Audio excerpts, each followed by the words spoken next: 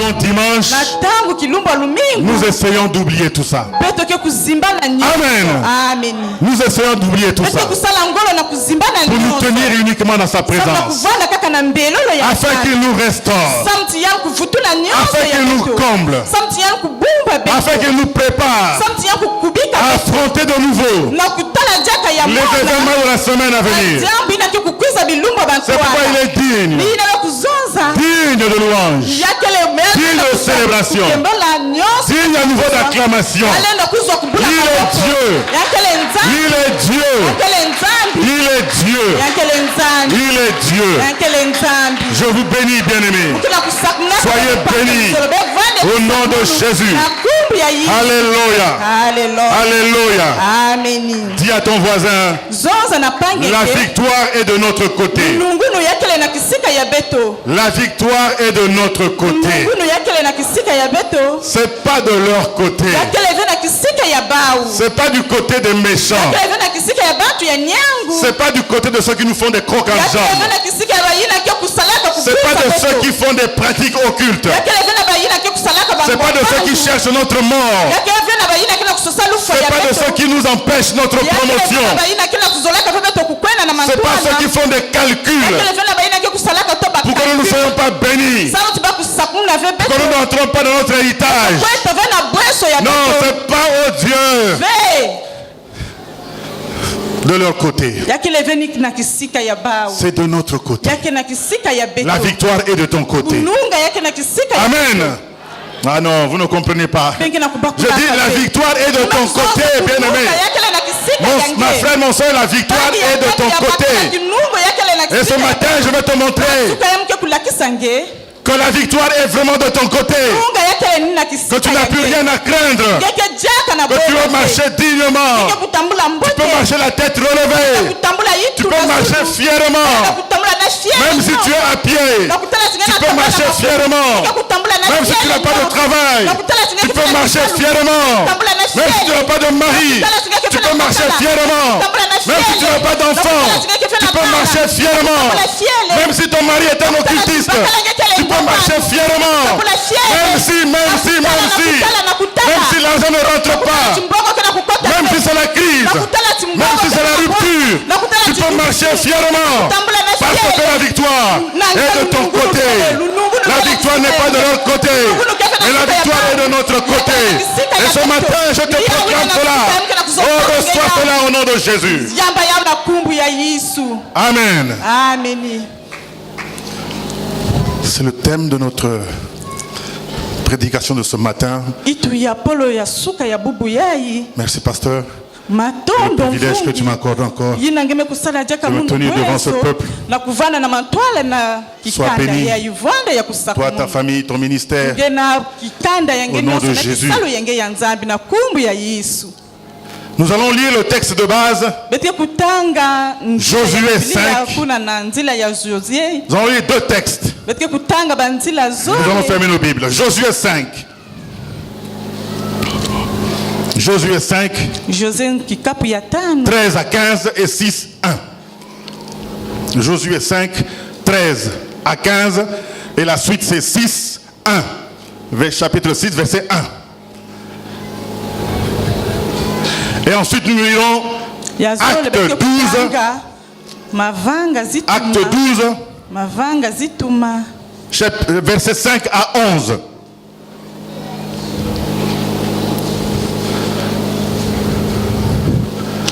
Je lis la parole de Dieu. Josué 5, 13 à 15. Comme Josué était près de Jéricho, il leva les yeux et regarda. Voici, un homme se tenait debout devant lui, son épée nue dans la main.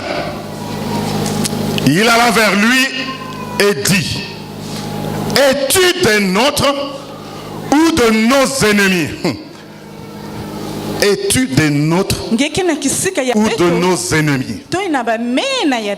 Es-tu dans notre camp ou dans le camp de nos ennemis? Il répondit, non, mais je suis le chef de l'armée de l'Éternel.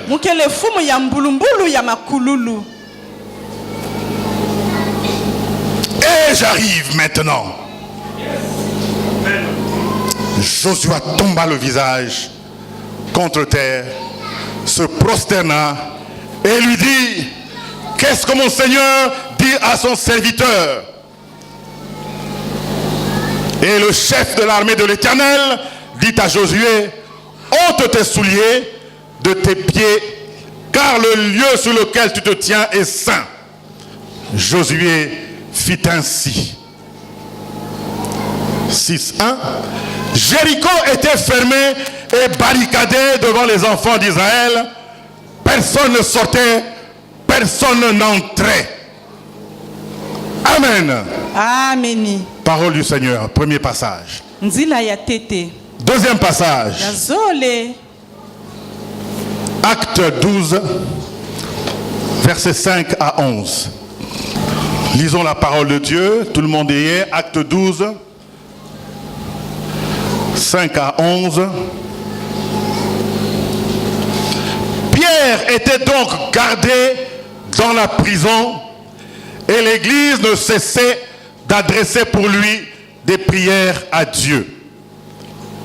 La nuit qui précédait le jour où Hérode allait le faire comparaître, Pierre, lié de 2 chaînes, dormait entre 2 soldats. Et des sentinelles devant la porte gardaient la prison. Et voici un ange du Seigneur survint. Et une lumière brilla dans la prison. L'ange réveilla Pierre en le frappant au côté et en disant, lève-toi promptement. Les chaînes tombèrent de ses mains. Et l'ange lui dit, mets ta ceinture et tes sandales. Et il fit ainsi. L'ange lui dit encore, enveloppe-toi de ton manteau et suis-moi. Pierre sortit et le suivit, ne sachant pas ce qui se faisait par l'ange, que ce qui se faisait par l'ange fut réel, et s'imaginant avoir une vision. Lorsqu'ils eurent passé la première garde, puis la seconde, ils arrivèrent à la porte de fer qui mène à la ville et qui s'ouvrit d'elle-même devant eux. Ils sortirent et s'avancèrent dans une rue. Aussitôt, l'ange quitta Pierre. Dernier verset. Revenu à lui-même, Pierre dit, je vois maintenant d'une manière certaine que le Seigneur a envoyé son ange et qu'il m'a délivré de la main d'Hérode et de tout ce que le peuple juif attendait. Parole du Seigneur, deuxième parole. Est-ce qu'on peut acclamer la parole de Dieu? Car la parole est Jésus-Christ. C'est Jésus qui va nous parler ce matin au travers de cette parole.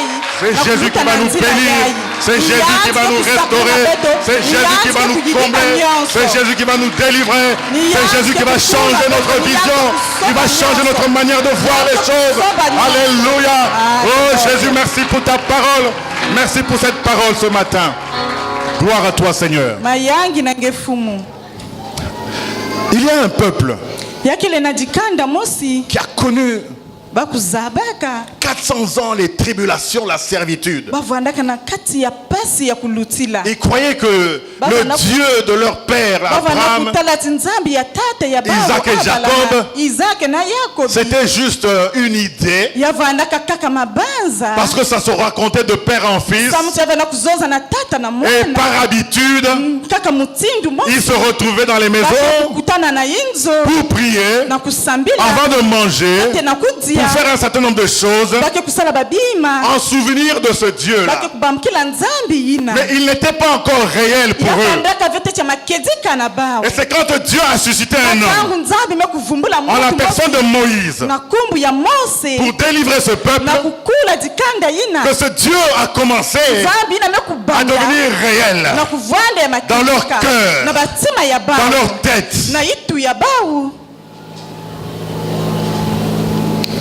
Amen. Amen. Et Moïse va amener ce peuple hors d'Égypte pour les faire entrer dans Canaan, la terre promise, la terre de l'héritage, la terre où coule le lait et le miel, la terre de leur bénédiction. Mais pour des raisons connues de tous, et que Dieu seul a la maîtrise, dans sa souveraineté, Dieu a décidé que ce n'était pas Moïse qui devait faire entrer ce peuple dans la terre promise. Et il a suscité un autre jeune, en la personne de Josué. Un jeune. Oh les jeunes, vous avez de l'avenir. Vous avez de l'avenir les jeunes. Mettez-vous seulement aux côtés des hommes de Dieu. Des hommes qui marchent selon le cœur de Dieu. Des hommes qui marchent selon la pensée de Dieu, dans la puissance de Dieu, sous l'onction de Dieu. Des hommes véritablement ouins. Mettez-vous à leur côté et vous allez voir ce que Dieu va faire avec vous. Dieu a suscité Josué. Il était en formation auprès de Moïse. Il marchait aux côtés de Moïse. Et Moïse, avant de mourir, Dieu va lui dire: prends Josué, pose tes mains sur lui. Tu vas lui transférer l'onction qui est sur toi. Et amène-le chez le sacrificateur. Et le sacrificateur aussi va prier pour lui. Et voici Josué à la tête du peuple. Voici Josué entré dans Canaan. Ils ont traversé Jéricho, le Jourdain. Ils ont traversé le Jourdain. C'était son grand premier miracle que Dieu a fait au travers de lui. Donc ils étaient déjà dans Canaan, dans la terre promise. Vous savez, bien aimés, que quand nous acceptons Jésus comme Seigneur et Sauveur, en fait nous entrons dans la terre promise. Nous entrons dans Canaan. Nous traversons le Jourdain. Nous traversons le Jourdain et nous entrons dans la terre que Dieu nous a donné en héritage. Parce que Jésus a dit que Dieu a tant aimé le monde qu'il a donné son Fils unique afin que quiconque croit en lui ne périsse point, mais qu'il ait la vie éternelle. Mais la vie éternelle, ça commence le jour où tu donnes ta vie au Seigneur, où tu acceptes Jésus comme Seigneur et Sauveur. La vie éternelle commence là, jusqu'à l'éternité. La vie éternelle, c'est pas seulement après la mort. C'est pas seulement après la mort. C'est dès que tu donnes ta vie à Jésus, tu entres dans la vie éternelle. C'est pourquoi Paul disait: saisis à Timothée, saisis la vie éternelle. Saisis la vie éternelle. Saisis la vie éternelle. Combat le bon combat de la foi et saisis la vie éternelle. Amen. Josué, il est déjà dans Canaan. Il traverse le Jourdain. Vous savez, malgré le fait qu'il était à côté de Dieu, à côté de Moïse, pardon, c'était un garçon qui avait beaucoup de peur, beaucoup de crainte. C'est normal, c'est un jeune. Il a appris beaucoup de choses, mais il n'avait pas encore l'expérience de Moïse. Moïse était formé lui-même par Dieu dans le désert. Mais Josué était formé aux côtés de l'homme de Dieu. C'est pourquoi Dieu va commencer par lui dire, dans le livre de Josué au chapitre 1, fortifie-toi et prends courage. Il lui dit ça 3 fois. Fortifie-toi et prends courage. Parce que Dieu connaissait le cœur de Josué. Il savait que c'était un jeune homme peureux. Il savait que c'était un jeune homme craintif. Que devant les difficultés, il allait peut-être lâcher prise. Il allait peut-être abandonner. Alors il lui dit, prends courage, fortifie-toi. Je ne t'abandonnerai pas. Je serai avec toi. Là où le sol que fout la plante de tes pieds, je te le donne. Dieu avait besoin de lui donner ses paroles. Amen. Parce que ça allait lui servir de référence à chaque fois qu'il allait avoir peur et allait penser à ses paroles. Dieu m'a dit, je serai avec toi. Je ne t'abandonnerai pas. Alors Josué, prends courage. Moi aussi ça m'arrive. Quand j'ai des peurs, quand j'ai des angoisses au sujet de ma vie, au sujet de mon cabinet, au sujet de mes enfants, au sujet de l'église, au sujet de mes voisins, je dis Seigneur, tu as dit que je suis avec toi. Prends courage, fortifie-toi, je ne t'abandonne pas.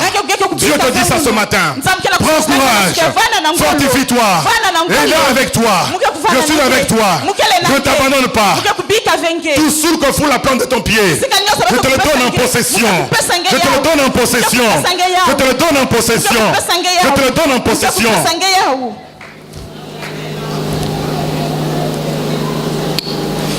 Et voilà Josué à la tête du peuple dans Canaan. Ils étaient déjà dans Canaan. Mais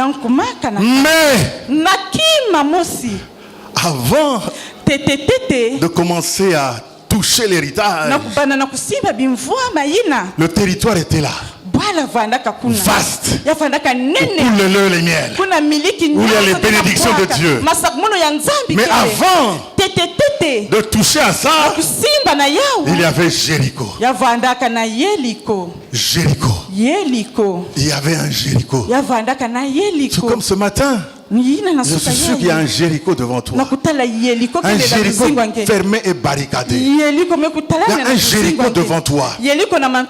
Ce problème qui te traverse depuis hier, depuis avant-hier, depuis il y a une semaine. Ce problème pour lequel tu ne trouves pas de solution. Depuis 3 mois, depuis 6 ans, depuis 18 ans. Comme cette femme qui avait la perte de sang. Depuis 30 ans. Jéricho était fermé et barricadé. Personne n'entrait, personne ne sortait. Wow. Tu cherches.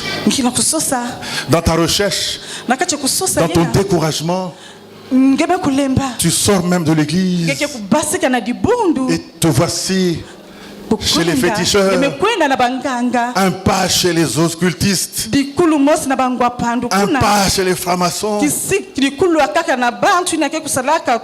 un pas chez les prophètes de mauvais augure, des diseurs de bonne aventure.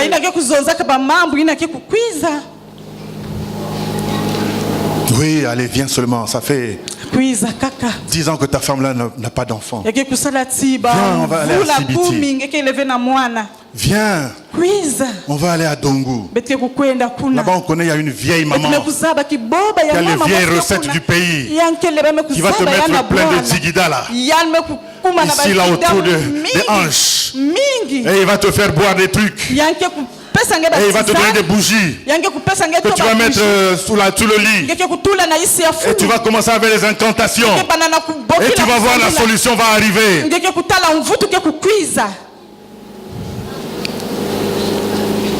Jéricho était fermé et barricadé. Personne n'entrait, personne ne sortait. Voilà la situation dans laquelle se trouve Josué. Alors, il ne lui restait plus qu'une seule solution. Lève les yeux. Je lève les yeux vers la montagne. D'où me viendra le secours? Ma forteresse, c'est toi, Jésus. Mon bouclier, c'est toi, Seigneur. Que ta puissance descende sur moi. Onction divine comble mon cœur. Oui. Josué a levé les yeux vers la montagne. Et c'est de là-bas seul que lui vient le secours. Lève les yeux, bien-aimé. Regarde le secours qui vient de la montagne. Et quand il a levé les yeux, il le regarda avec attention. Il le regarda. Quand il a levé les yeux, les yeux spirituels s'ouvrirent. Et qu'est-ce qu'il voit? Un homme. Son épée nue. Alléluia. Alléluia. Alléluia. L'homme nu qui avait l'épée nue à la main. Quand on a l'épée, normalement, ça se met dans son fourreau, dans sa gaine. Amen. Nous voyons tout dans les films. L'épée est dans sa gaine, dans son fourreau. Mais quand on le sort, quand on la sort l'épée, c'est qu'on veut aller au combat. C'est qu'on veut aller au combat. Quand on sort l'épée, c'est pour montrer aux ennemis que je suis prêt au combat. Que je veux aller maintenant au combat. Il voit un homme l'épée nue à la main. Un homme prêt au combat. Un homme prêt à défendre la cause de Dieu, à défendre les intérêts de Dieu. Alors Josué, peureux qu'il était, ça nous arrive à nous tous, hein? Personne n'est Dieu. Excusez-moi. Je reviendrai sur ça avec la permission du pasteur. Je reviendrai sur ça. Justement dans le cadre de ce message. Avec ses peurs. Avec ses limitations. Avec ses limitations. Vous savez la question qu'il pose à cet homme-là? Il lui demande, es-tu de notre ou de nos ennemis? Vous savez, dans une armée, il y a une hiérarchie. Des hommes de troupes, des sergents, des adjudants, des lieutenants, des colonels, des généraux, général d'armée, général de brigade, général de division, maréchal, tout ce que vous voulez. Et Josué, comme il a grandi près de Moïse, il a vécu des combats énormes. Pour lui, il voyait un général d'armée, un général de brigade, je n'en sais rien, devant lui, avec son épée. Alors il demande, mon général, tu es de notre côté ou tu es de côté de nos ennemis? Vous savez, quand il y a la guerre, tu sors dans un coin, tu vois un ennemi. Vous savez que les tenues maintenant se confondent, hein? Les tenues se confondent, hein? Donc tu ne sais plus qui est qui. Tu ne sais plus qui est qui. Dans les choses spirituelles, tu ne sais plus qui est qui. Oh Seigneur. Oh Seigneur. C'est pourquoi il faut avoir le discernement. Il faut toujours demander au Dieu l'esprit de discernement. Dieu, donne-moi l'esprit de discernement. Parce que tu ne sais plus qui est qui. Tu ne sais plus qui est qui. Tu peux servir le Seigneur autour d'un homme de Dieu, comme dans une ville où on a servi le Seigneur pendant 3 ans autour d'un homme de Dieu. Et il s'est avéré que c'était un impudique plus.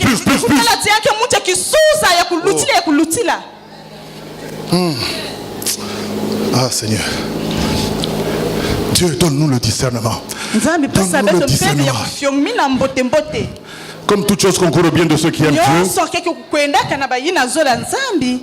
Cela est arrivé comme pour cet aveugle né de naissance, pour la manifestation de la gloire de Dieu, pour la création de Majerins. Voyez, cela est arrivé pour qu'aujourd'hui Majerins naisse. Amen. Donc pour Josué, il était en face d'un général. Et quand il ne connaissait pas de quelle armée il était, il ne voyait pas bien ses galons, sa tenue de quelle couleur. Est-ce que c'était les membres du contingent de l'ONU, force d'interposition, ou c'était vraiment les ennemis, ou c'était de nôtres? Il ne voyait pas bien. Alors il demande, es-tu de nôtres ou de nos ennemis?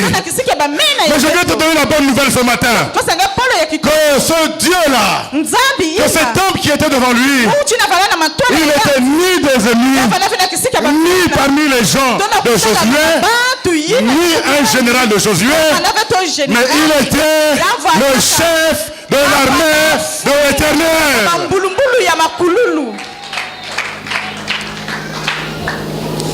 C'est pourquoi il répond, il dit non. Ce n'est ni ce que tu crois. Je ne suis ni un petit général. Josué s'attendait à ce qu'ils disent, oh non, tu sais, je suis venu, je suis de votre côté, hein. Je vais te soutenir. Ah, Josué en bon général, qu'est-ce qu'il allait faire?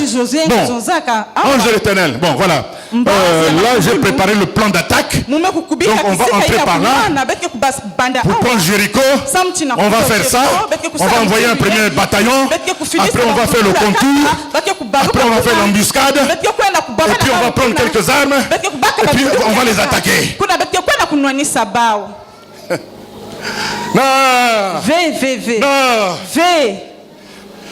L'ange de l'Éternel a dit non. Moi je suis le chef. Moi je suis le chef d'une autre armée. C'est pas ton armée à toi que tu diriges tous les jours là. Ce ne sont pas tes petits là qui sont à côté de toi tous les jours avec leurs armes. Mais moi j'ai une autre armée, l'armée céleste. Elle est plus nombreuse. Il y a 2 tiers des anges dans cette armée là. Les anges qui sont restés fidèles à Dieu. Alléluia. Alléluia. Il est le chef de cette armée là. Et dans cette armée, il y a des généraux. Il y a des vrais chefs. En dehors de grands chefs là, il y a des généraux. Souvenez-vous, celui que Dieu avait envoyé pour aller débloquer la situation. Quand la bénédiction de Daniel était bloquée par le roi de Perse, il a envoyé l'ange Michael. L'ange Michael est parmi les chefs, parmi les petits chefs dans cette armée là. Parmi les généraux dans cette armée-là. Il n'a pas envoyé l'ange de l'Éternel. Il n'a pas envoyé le chef de l'armée de l'Éternel. Dieu a envoyé seulement Michael. Mais quand Michael est descendu, Michael est parti terrasser. Michael est parti terrasser. Le roi des Perses. Le roi des Perses. Alléluia. Alléluia. Amen. Pierre était bloqué dans la prison. Servir Dieu. Il y a des risques. Hein? Il y a des risques. Des risques d'être mis en prison. À cause de la parole de Dieu. À cause de l'évangile. Des risques d'être mal vus. Des risques d'être critiqués. Des risques d'être sortis de la famille. Déchus, des fois même. Combien d'enfants ici n'ont pas été déchus de leur héritage? Simplement parce qu'ils ont donné leur vie au Seigneur. Le papa a dit c'est terminé. Tu n'es plus mon fils. Quand tu pries ce Dieu là, c'est Binzambi là, c'est terminé. Je ne te reconnais plus comme étant mon fils. Servir le Seigneur, il y a des risques. Donc Pierre Malgré toute l'onction qu'il avait. Le premier grand prédicateur de l'évangile. Wow. Des âmes, des milliers d'âmes gagnées. Des églises ouvertes à Jérusalem. Il a quand même été arrêté et mis en prison. Oh, ce qui est bien aimé, c'est que la Bible déclare qu'il dormait tranquille. Il dormait tranquille. Il était en paix. Il était tranquille. Car la parole de Dieu déclare que dans le calme et dans la tranquillité sera ton salut. Pourquoi tu t'agites tant? Pourquoi tu t'agites? À cause de ce problème. Pourquoi tu t'agites? Pourquoi tu t'agites? Pourquoi tu t'agites? Pourquoi tu t'agites? Il m'arrive des fois, avant la fin, on va vers la fin du mois. Quand je regarde mon compte bancaire, il a 0. Et j'ai 10 salariés à Pointe-Noire, 3-4 salariés à Brazzaville. Et tous les mois, il faut que je les paye. Et il n'y a jamais de retard. Ceux qui sont là avec nous, ils peuvent témoigner. Il n'y a jamais de retard. Jamais de retard. Alors je ne m'agite pas. Alors je ne panique pas. Je ne panique pas. Parce que je sais que je prie un Dieu vivant. Au temps voulu, l'argent viendra. L'argent viendra. Et je paierai mes salariés. Au nom de Jésus. Amen. Ne panique pas, ma soeur. Ne panique pas. Ne panique pas. Pierre était tranquille. Mais pendant qu'il dormait, le Seigneur lui envoie un ange. Ce n'est même pas le chef de l'armée de l'Éternel. Hein? Juste un ange. Ce n'est même pas Michael. Hein? C'est juste un ange. C'est pourquoi ça me désole des fois quand on donne trop d'importance au diable. Aux démons. On voit des démons partout. Il y a même des ministères qui ont été créés pour ça.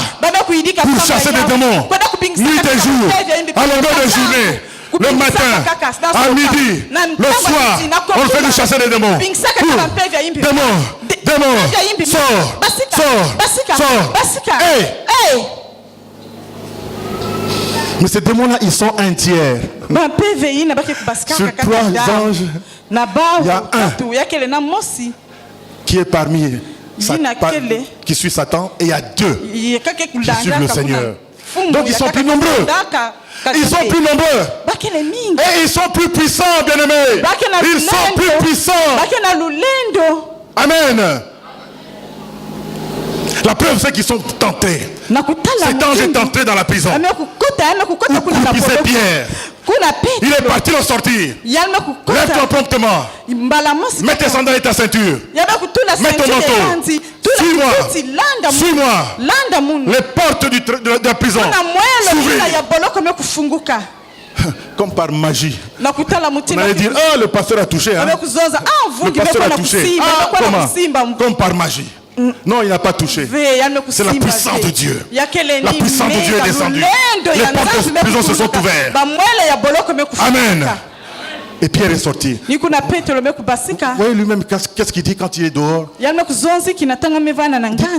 maintenant je vois que ce qui vient de se passer, c'est la réalité. Jusque-là, il était comme dans une vision. Il n'y croyait pas. Parce qu'il dormait. Donc il avait l'impression que c'était juste un songe qu'il faisait, qu'on était en train de sortir de prison. Mais quand il est maintenant dehors, il touche, il voit, oh, mais je vois des chevaux qui passent. Je vois des voitures qui passent. Il regarde, oh, mais la prison est derrière moi. Donc je suis vraiment dehors. Ça veut dire que cet ange-là a gagné les anges de Satan. Oh.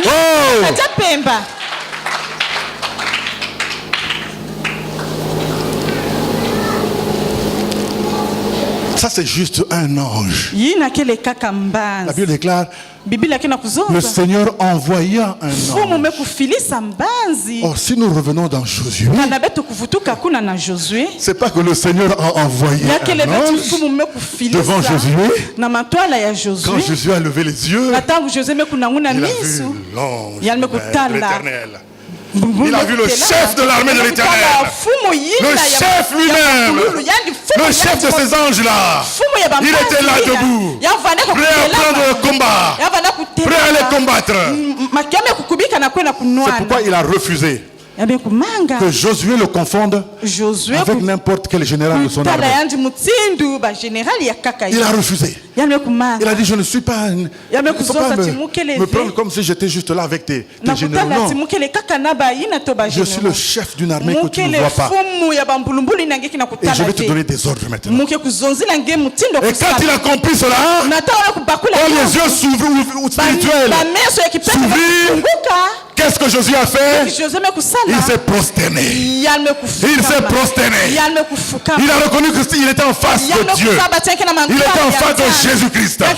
Il était en face du Seigneur des Seigneurs, du roi des rois, du vrai combattant, du grand souverain sacrificateur. Amen. Amen. Et il ne pouvait que se prosterner. Ce n'est pas comme Jean dans l'île de Patmos. Quand il a vu l'ange qui est venu lui parler, il a voulu se mettre à genoux. L'ange dit, hé, ne te prosterne pas. Ce n'est pas moi qu'il faut adorer. Ce n'est pas moi qu'il faut adorer. Ce n'est pas moi qu'il faut adorer. C'est lui, l'ange de l'Éternel, qu'il faut adorer. C'est le chef de l'armée de l'Éternel qu'il faut adorer. C'est Jésus de Nazareth qu'il faut adorer. Car le chef de l'armée de l'Éternel est vivant. Celui qui a travaillé avec Josué. Celui qui a travaillé avec Josué. Il travaille encore aujourd'hui. Il travaille encore aujourd'hui, bien-aimé. Et il a dit à Josué, j'arrive. J'arrive. J'arrive avec mon épée. J'arrive. Mon frère, Jésus arrive pour toi. Jésus arrive pour régler ton problème. Ma soeur, Jésus arrive. Oh, pour apporter la bénédiction, la paix dans ton foyer. Jésus arrive pour t'arracher du danger. Jésus arrive pour te donner le travail. Jésus arrive pour soulager tes souffrances. Jésus arrive. Il dit, je viens. Je viens, Josué. Je viens avec mon épée. Qui peut me résister? Je viens.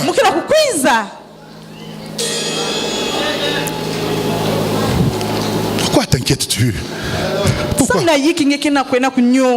Alors, s'il y a des hommes de Dieu qui sont passés ici, c'est vrai, qui ont prophétisé, c'est vrai. La Bible dit, ne néglige aucune prophétie. Retiens ce qui est bon. Et tu prends cette prophétie et tu crois que c'est bon. Ok. Mais n'aie pas peur. N'aie pas peur. Ne commence pas à trembler. On a prophétisé que je vais rester célibataire. On a prophétisé que je n'aurai pas d'enfant. On a prophétisé. Pourquoi t'inquiètes-tu? Le chef de l'armée de l'Éternel, il dit, je viens. Il n'a pas besoin de venir 36 000 fois. Amen. Il est venu une fois il y a 2000 ans à la croix. Il a donné sa vie pour toi. Et toi, quand tu l'as accepté comme Seigneur et Sauveur, il a fait quoi? Il est entré dans ton cœur. Et il est là avec toi. Il est là avec toi. Le chef de la main est avec toi. Il est là avec toi. Il est là avec toi. Il est dans ton cœur. Il est là avec toi. Il n'a pas besoin de revenir 36 000 fois. Il est là avec toi. Il est là avec toi. Il est là avec toi. Waouh. De quoi t'inquiètes-tu? Pourquoi? Il est là avec toi. La seule chose qui te reste à faire, c'est de reconnaître que c'est lui le chef. Ça c'est dur. Ça c'est dur. Parce que beaucoup ne reconnaissent pas encore que Jésus est leur Seigneur. Ils l'ont accepté comme sauveur, mais ils ne le reconnaissent pas encore comme Seigneur. C'est-à-dire le chef de l'armée de l'Éternel. C'est-à-dire le chef de leur vie, prêt à abandonner leur vie. Josué a dit, que dois-je faire? Il a dit, oh, je me prosterne. Seigneur, que dois-je faire? La seule question que tu dois poser à Dieu, que dois-je faire? Tu as prié 1000 fois pour ton problème.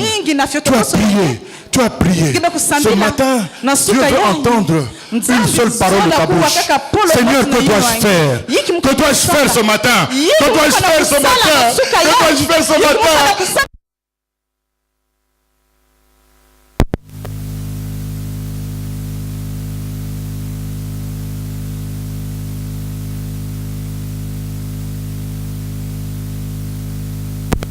Zonzila munu fumu. Zonzila munu. Nzambi mekuzonza na Josué. Comme il avait parlé à Moïse. Mutina kuzonza kana Mose. Kaka mutindi Mose nange. Le lieu où vous tenez là, il est saint, bien-aimé. Yankele santu. Yankele santu. Je parle spirituellement, bien sûr. Mukina kuzonza na kimpeve. Il est saint. Yankele santu. Fumu kele santu. Vous entrez dans un lieu saint. Purifiez vos cœurs. Si tu es venu ici avec un esprit de félicité, commence à prier. Commence à dire, Seigneur, ôte-moi cet esprit. Ôte-moi l'esprit d'impudicité. Ôte-moi l'esprit de mensonge. Ôte-moi l'esprit de vol. Ôte-moi cet esprit, Seigneur. Ôte-moi l'esprit de médisance. Ôte-moi toutes ces choses. Car le lieu sur lequel tu te tiens est saint. La sainteté, c'est pas seulement ici, là, dans ce carré-là. Beaucoup croient que c'est seulement ici. Alors quand il y a un enfant qui veut monter ici, ouvre-le. Là-bas, c'est le lieu très saint. C'est le lieu... Tu n'as encore rien compris. Le lieu saint, ça va d'ici jusqu'à là-bas, jusqu'à la cabine là, jusqu'à la porte là. Ce lieu est saint. Dès que tu franchis cette porte, tu es dans un lieu très saint. Amen. Attention. Attention. Mais je vais aller plus loin.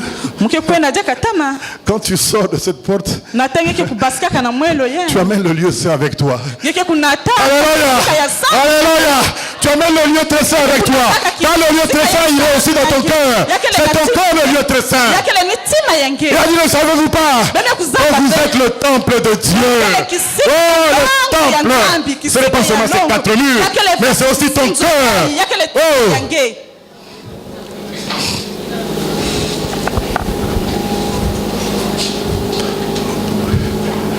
Et la Bible termine en disant Josué fit ainsi. C'est-à-dire il a obéi. La Bible dit aussi Pierre fit ainsi. Ça veut dire que Pierre a obéi. L'obéissance vaut mieux que les sacrifices. Hey, nous connaissons toutes ces paroles, bien-aimés. Mais comment? Il faut d'abord obéir. Avant, je ne suis pas contre d'aller laisser l'offrande du prophète, d'aller laisser l'offrande d'un tel, d'aller laisser l'offrande d'un tel, de bâtir l'autel.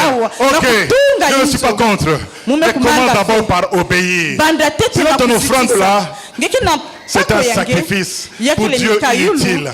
Parce que si ton cœur n'est pas propre, si ton cœur n'est pas prêt à obéir à la voix de l'Éternel, tu peux venir déposer des milliards. Tu peux venir déposer des milliards ici. On n'achète pas. On n'achète pas l'onction. On n'achète pas la parole de Dieu. On n'achète pas la prophétie. On n'achète pas. On n'achète pas. On n'achète pas. Parce que tu crois que j'ai donné mon enveloppe. Donc je fais ma part. Seigneur, fais la tienne. Et tu sors d'ici, on te voit dans les coins de rue en train de bécoter la jeune fille. Alors que vous n'êtes pas marié, vous n'êtes pas fiancé, à rien du tout. On te voit dans un bar en train de boire tranquillement là.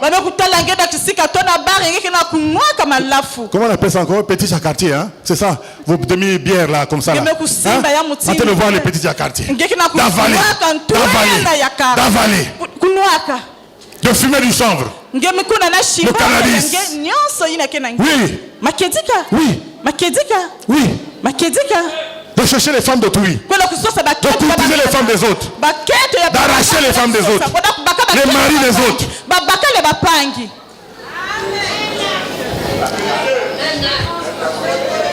viens, voilà mon offrande. L'offrande du prophète. Serviteur de Dieu, voilà 300 000, voilà 500 000, voilà 1 million. Hey! Oh! Jésus n'agrée pas cela. Jésus ne va pas agréer cela, je vous le dis.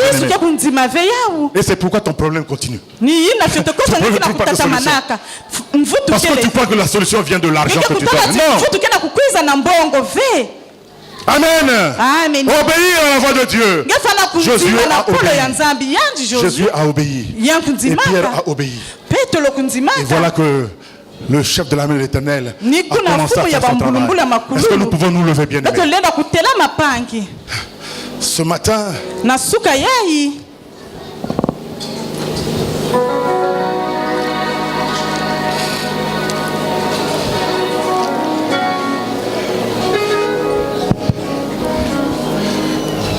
le message de ce matin, c'était véritablement pour nous reconnecter avec le chef de l'armée de l'Éternel, avec notre Seigneur, avec Jésus-Christ. Tout à l'heure, l'homme de Dieu a commencé. Il a dit rendez gloire à ce Dieu. Quand vous acclamez, le Dieu est content. Le chef de l'armée est content. Vous lui rendez la gloire. Mais ce matin, il veut également que tu disposes ton cœur. Que ton cœur soit tourné vers lui. Que tu te prosternes devant lui. Que tu te prosternes devant sa sainteté. Que tu te prosternes comme l'a fait Josué, afin qu'il te parle encore ce matin, afin qu'il te dise un mot, et que tu puisses obéir, et que tu puisses obéir,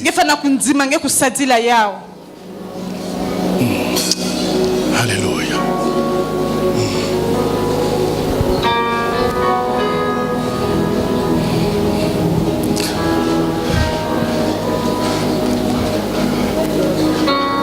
Aujourd'hui, le chef de l'armée de l'Éternel, nous savons tous que c'est Jésus. Et ce Jésus a un nom qui est très puissant. Le nom de Jésus, c'est un nom puissant. Je ne sais pas si nous réalisons. Un jour, on pourra enseigner sur la puissance du nom de Jésus. C'est un nom puissant. Parce que c'est par ce nom-là que les aveugles voient. C'est par ce nom-là que les paralytiques marchent. C'est par ce nom-là que les morts ressuscitent. C'est par ce nom-là que nous avons la vie. C'est par ce nom-là que tu as la guérison. C'est par le nom de Jésus. C'est le nom du chef de l'armée de l'Éternel. Et ce matin, nous devons nous incliner devant le nom du chef de l'armée de l'Éternel. Nous devons nous incliner devant ce nom-là, devant le nom du Dieu vivant. Alléluia. Alléluia. Avant de prier pour vous, je demande à nos bien-aimés de nous conduire dans ce cantique. Alléluia. Nous sommes debout, bien-aimés. Oh Jésus.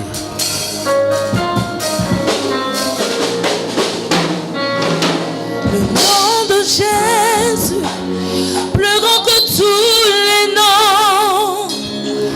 Alpha, réalise les paroles de ce cantique. Aucun nom n'est comme le tien. Aucun nom n'est comme le nom de Jésus. Le nom de Jésus, c'est le nom du chef de l'armée de l'Éternel. Au-dessus de tous les noms. Alpha, Oméga. Il est Alpha et Oméga. Aucun nom n'est comme le sien. Le nom de Jésus.